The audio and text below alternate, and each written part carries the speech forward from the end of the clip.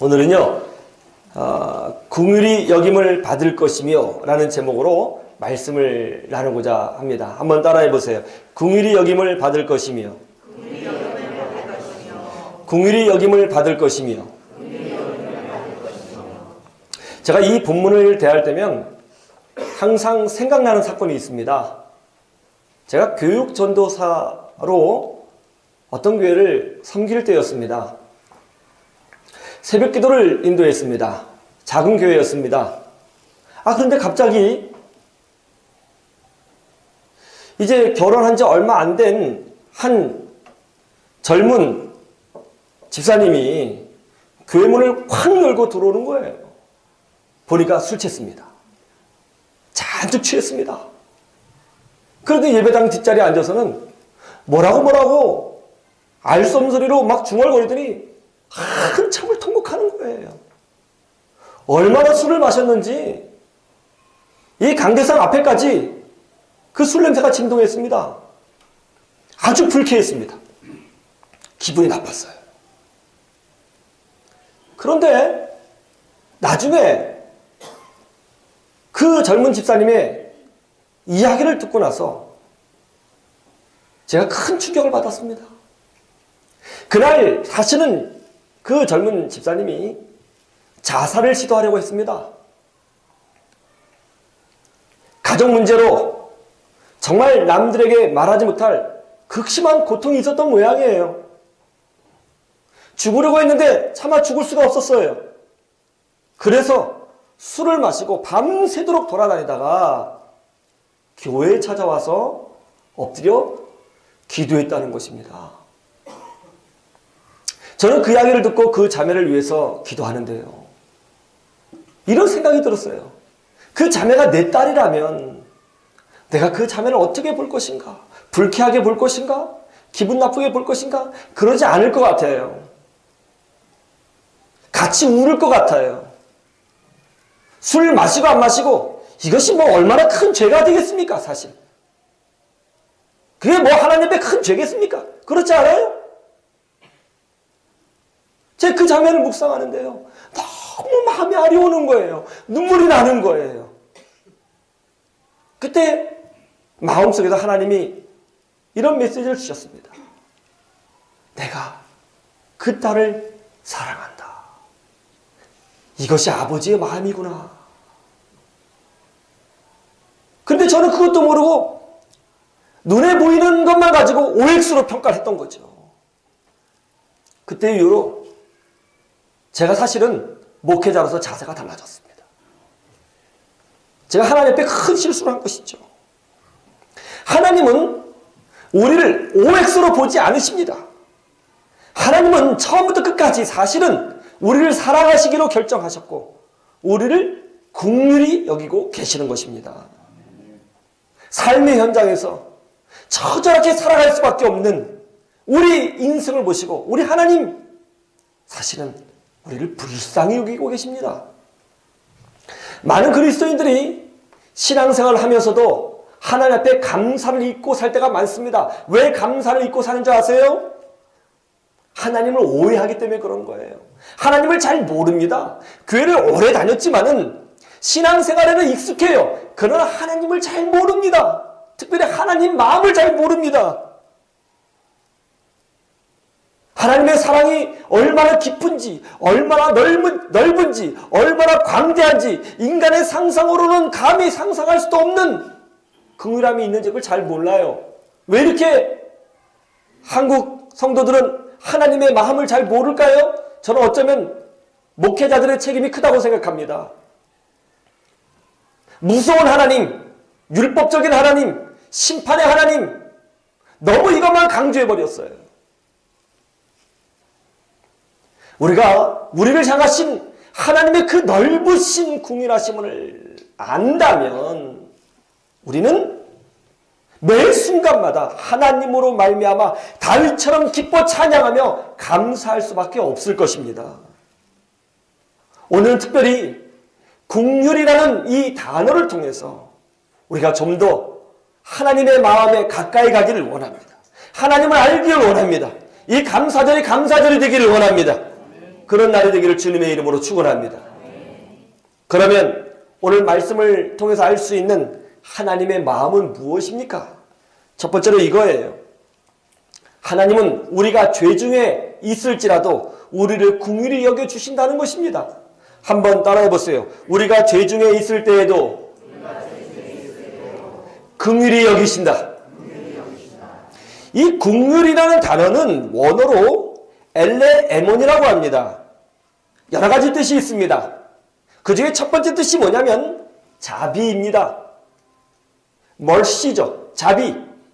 이 자비가 무슨 뜻입니까? 죄인을 향한 무한한 사랑과 용서를 자비라고 말하는 것입니다. 하나님은 우리가 죄로 허우적거리고 있을 때에 물론 그 죄에 대해서 우리 하나님 안타까워하시고 때로는 분노하시지만 동시에 하나님은 그런 우리를 향하여 불쌍히 여겨주십니다. 자비의 마음을 갖고 계십니다. 용서하십니다. 안타까워하십니다. 하나님은 우리를 심판하기를 기뻐하시는 하나님이 아니에요. 하나님은 우리가 오히려 생명을 얻고 더 풍성히 얻어 복된 인생, 더 멋진 인생, 하나님과 동행하는 복을 누리는 그런 인생이 되기를 원하시는 것입니다. 우리가 하나님의 마음을 이해하지 못합니다. 왜 그런가? 사실 우리는 이 땅에 살면서 자비라는 단어를 알아도 자비가 무엇인지를 잘 경험하지 못하기 때문에 하나님의 자비하심이 뭔지 잘 모르는 거예요. 왜냐하면 우리는 경험을 통해서 하나님을 어느 정도 알 수가 있거든요. 근데 이 땅에서 우리는 자비를 경험하지 못하거든요. 세상을 보세요. 우리를 평가하잖아요. 능력제로 평가하잖아요. 조금만 잘못하면 손가락질 하잖아요. 세상은 우리를 OX로 보잖아요. 우리는 치열한 경쟁사회 가운데 삽니다. 꽉 막힌 세상 속에서 삽니다. 그러니 하나님이 자비라고 말씀하셔도 그것이 뭔지는 아는 것 같지만 잘 모르는 거예요. 아는 것 같지만 모르기 때문에 하나님을 잘 모르게 되죠. 하나님을 자꾸 오해하게 되죠. 그래서 우리는 감사를 잃어버리고 사는 것입니다. 해리 골든이 쓴 The Show Must Go On 이라고 하는 수필이 있습니다. The Show Must Go On 뜻이 뭐예요? 쇼는 계속 되어져야만 한다. 그런 뜻이죠. 이 수필을 보면 인도의 유명한 현자인 타고르에 관한 일화가 나옵니다. 어느 날 타고르가 아침에 일찍 일어났는데 아침부터 집안일을 도와주는 하인이 출근하지 않았습니다. 화가 났습니다. 그런데 가만히 그 하인을 기다리고 있는데 1시간이 지나도 출근하지 않은 거예요. 아니 이 녀석이 지금 1시간이 지났는데도 출근하지 않았어? 이거 뭐 하는 거야? 이거 오면 어떻게 혼내줄까? 그러면서 어떻게 혼내줄까를 궁리하고 있었어요. 2시간이 지났어요. 화가 머리 끝까지 치밀어 올랐습니다. 너 오늘 죽었다. 3시간이 지났습니다. 3시간이 지나니까 그래 그냥 나가라. 혼낸들 뭐하리. 너 오면 그냥 나가야겠다. 참 먹고 살기 힘든 거 내가 취업시켜줘서 먹을 거 대줬더니 정신 못 차리고 이거 안 되겠어. 그런데 12시가 넘어서야 그 하인이 출근했습니다. 그리고 아무 말도 하지 않더니 예전에 했던 것처럼 아침밥을 차리고 주인의 옷을 다리고 또 차를 준비해 놓고는 마당을 청소하는 거예요. 이 모습을 가만히 지켜본 타고르는 화가 치밀어 올라서 참을 수가 없었습니다. 아니 아무 말도 없고 가만히 자기 일을 하는 거예요. 그 타고르가 그 하인에게 말했습니다. 어이 여보게 지금 자네는 뭐하고 있는 거야? 아무 말도 안 하고 청소하고 있어요. 그냥 하던 일 멈추고 나가면 돼. 그냥 나가게. 나가라고. 그래도 하인은 아무런 대꾸를 하지 않고 빗자루질을 하고 있습니다. 지금 뭐 하는 거야? 나가라니까. 그러자 이 하인이 조용하게 이렇게 말했습니다. 주인님, 지난밤에 제 막내딸이 죽었습니다. 이게 세상이죠. 세상은 우리의 사정을 이해해주지 않습니다. 왜 출근에 늦었는지, 우리의 삶이 어떤지 알아주지 않습니다. 세상은 우리를 그렇게 평가합니다. 인도의 현자인 타고르도 자기가 데리고 있는 하인의 처지를 알지 못했습니다. 그러나 우리 하나님은 어떻습니까? 우리의 모든 상황을 다 알고 계시는 줄로 믿습니다. 이게 다른 점이에요. 우리 하나님은 우리의 연약함을 알고 계시고요. 우리의 마음의 중심도 알고 계시고요. 우리의 길을 알고 계시고요. 우리의 의도를 알고 계시고요. 우리의 상황, 당한 처지를 알고 계시는 거예요. 그래서 우리 하나님은 우리를 긍휼히 여겨주시는 것입니다. 요한복음 8장에 보면 아주 기가 막힌 내용이 나오지요.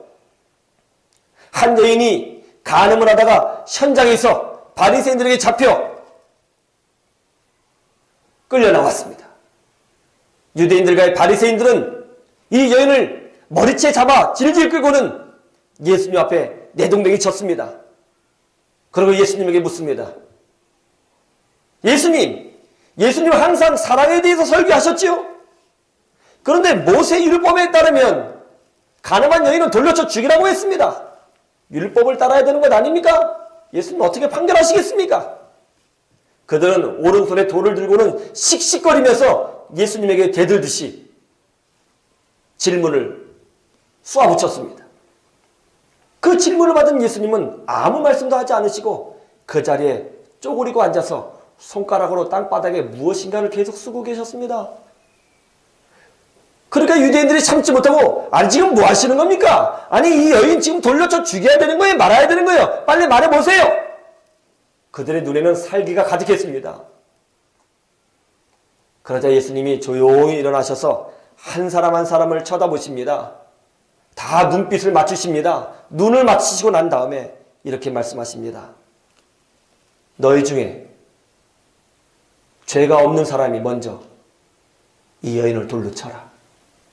그리고는 다시 쪼그려 앉으셔서 손가락으로 땅바닥에 무엇인가를 계속 쓰고 계셨습니다. 그러자 거기에 모였던 유대인들이 양심에 찔려서 다 돌을 땅바닥에 내려놓고 슬그머니 도망갔습니다. 아무도 남지 않았어요. 그때 예수님이 다시 일어나셔서 벌거벗은 채로 두려워 떨고 있는 벌벌 떨고 있는 그 여인을 향해서 이렇게 말씀하시죠.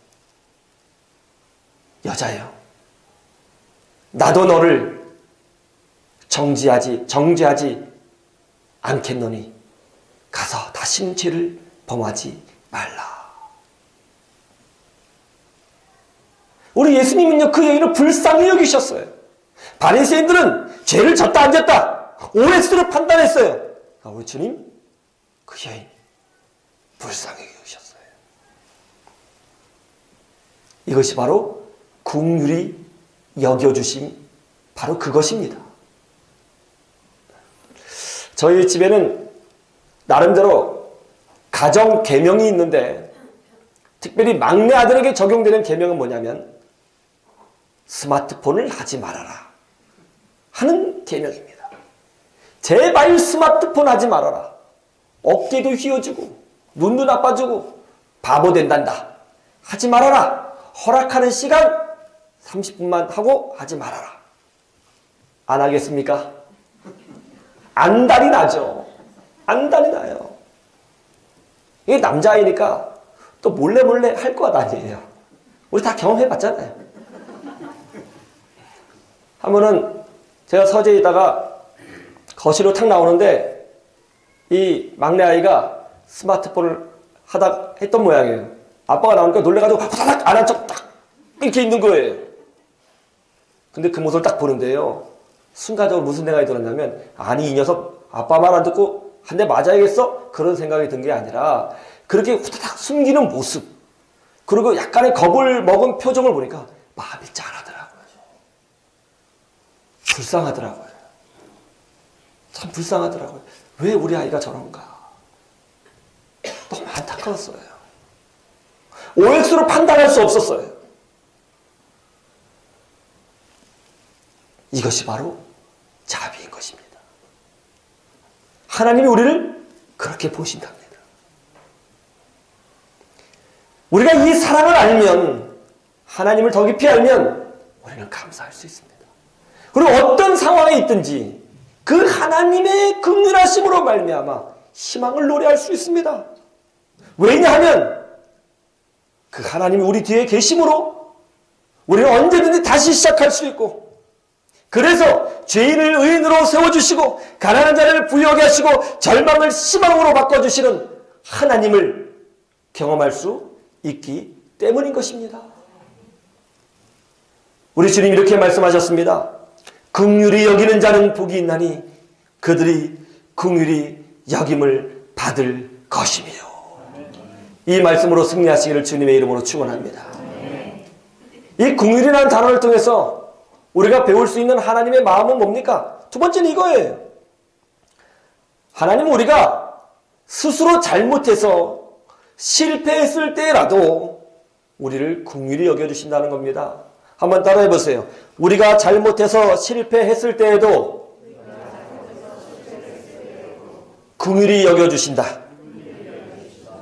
긍휼이라는 단어가 원어로 엘레에몬이라고 했는데, 이 단어가 가지고 있는 두 번째 뜻은 뭐냐면 치근히 여기다라는 뜻이에요.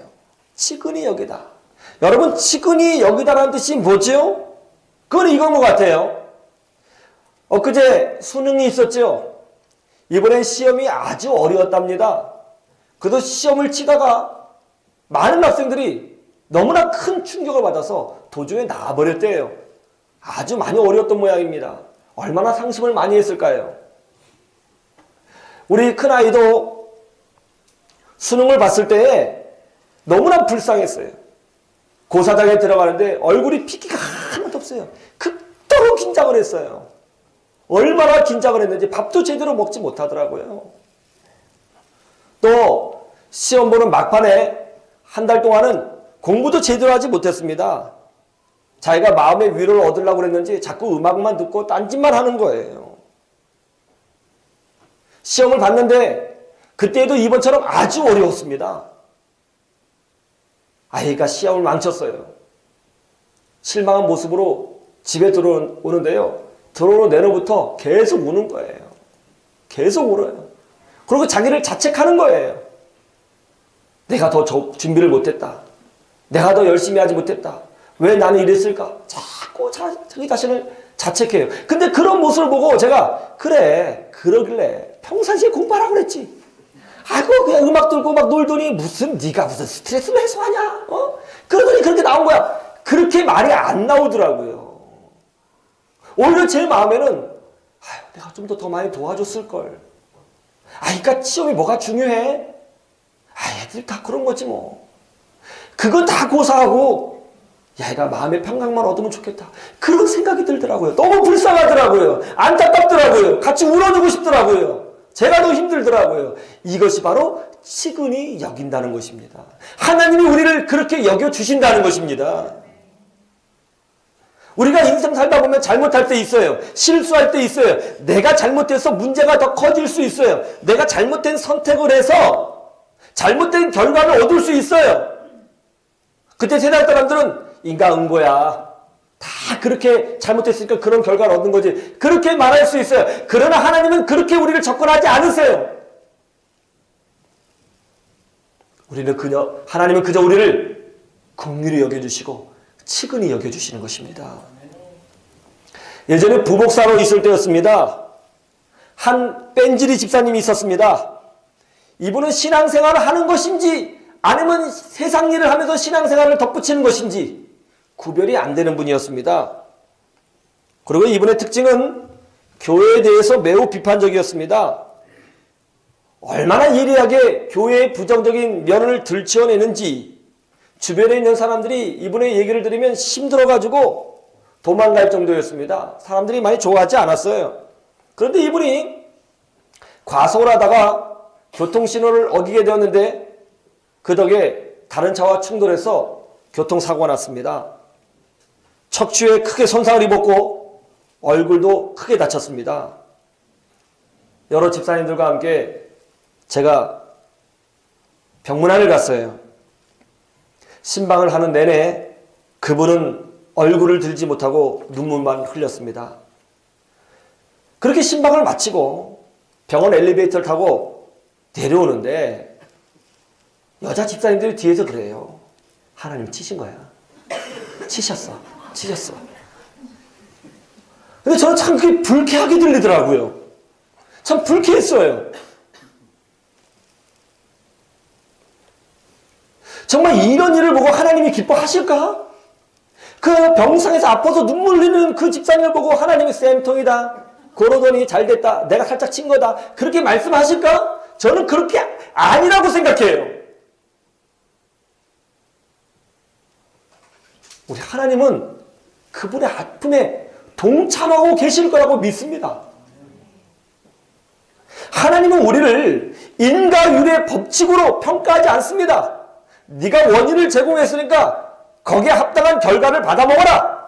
그렇다면 우리가 이 자리에 있을 사람 아무도 없어요.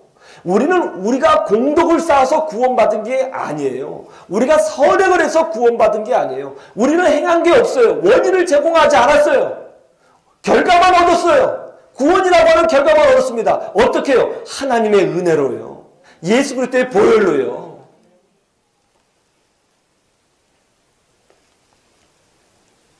예수님이 십자가에 달리셨을 때에 한 강도도 예수님 옆에 십자가에 달렸습니다. 그때 그 강도가 예수님에게 간구했습니다. 주여, 주님의 나라가 임하실 때 저를 생각하여 주시옵소서. 그때 예수님이 그 강도에게 니까짓 게 무슨 주님의 나라냐? 너 못된 짓 하다가 이렇게 당한 거 아니야? 너는 네 죄에 합당한 형벌을 받는 거야. 네가 그렇게 말할 자격이 있어? 이렇게 말씀하지 않으셨습니다. 그 순간에 우리 주님 그 강도의 삶에 대해서 평가하지 아니하시고 오히려 이렇게 말씀해 주셨지요. 네가 오늘 밤 나와 함께 낙원에 있으리라. 우리가 잘못해도 문제가 생길 수 있어요. 우리가 선택을 잘못해서 어려움이 생길 수 있어요. 그래도 우리 주님 우리를 치근히 여겨주시는 것입니다.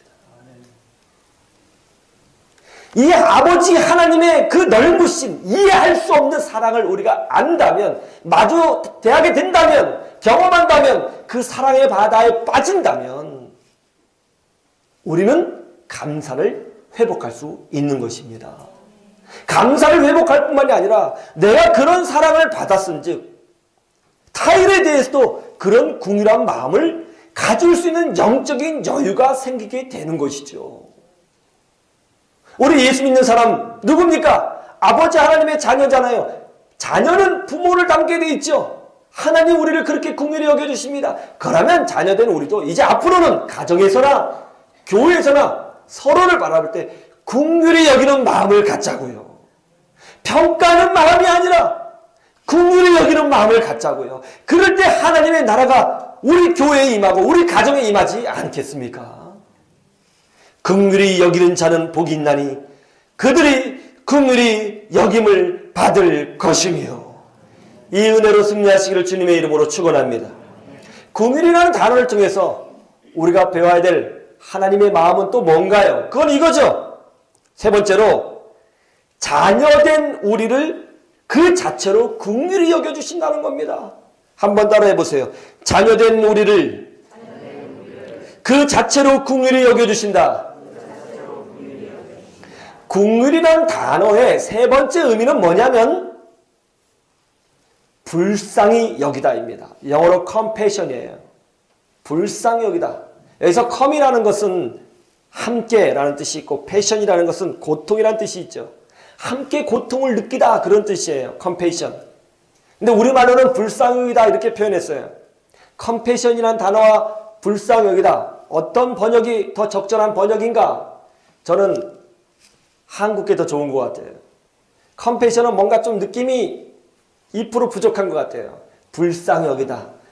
더 성경의 본뜻에 맞는 번역인 것 같습니다. 여러분, 불쌍히 여기다라는 뜻이 뭐죠? 제가 어렸을 때에 할머니께서는 저를 보시고 항상 이렇게 말씀하셨습니다. 아이고 불쌍해라, 이 새끼 불쌍해라, 이놈의 새끼 불쌍해라, 아이고 불쌍해라, 불쌍해라.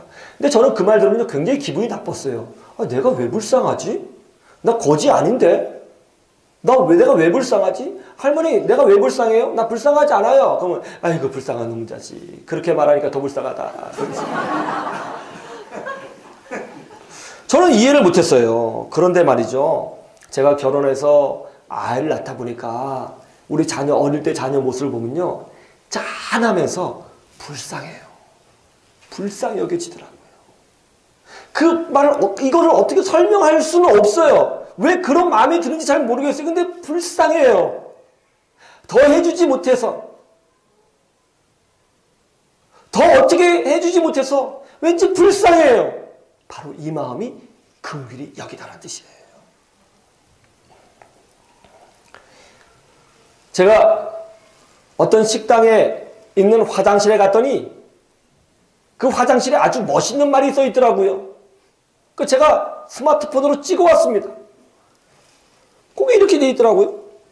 사랑이란 물음표가 딱 있어요. 그 사랑에 대한 정의를 써놨어요. 뭐라고 써놨냐면, 사랑이란 가지고 있는 모든 것을 다 주고도 혹시 모자랄까 걱정하는 마음입니다. 멋있죠? 이거 화장실에 쓰기에 너무 아깝지 않습니까? 가지고 있는 모든 걸 다 주고도 혹시 모자랄까 걱정하는 마음이에요. 제가 이걸 가만히 생각해 봤는데요, 이건 사랑이라고 규정하기보다는 사실은 긍휼에 가깝습니다. 긍휼이죠. 모든 걸 다 주고도 혹시 더 부족하지 않나?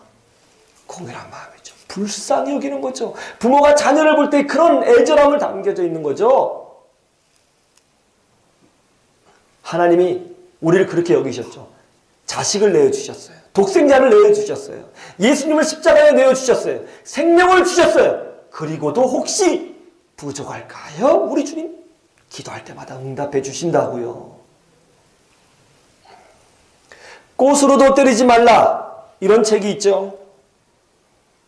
이 책에 잭 켈리라고 하는 신문 기자가 소말리아의 비극을 취재하다가 겪은 체험담을 기록한 부분이 있습니다. 이 부분이 참 감동스럽습니다. 제가 한번 읽어 드릴게요. 어떤 내용인지 한번 집중해서 들어보세요. 기자 일행이 수도 모가디슈에 있을 때의 일입니다. 그때는 기근이 극심한 때였습니다.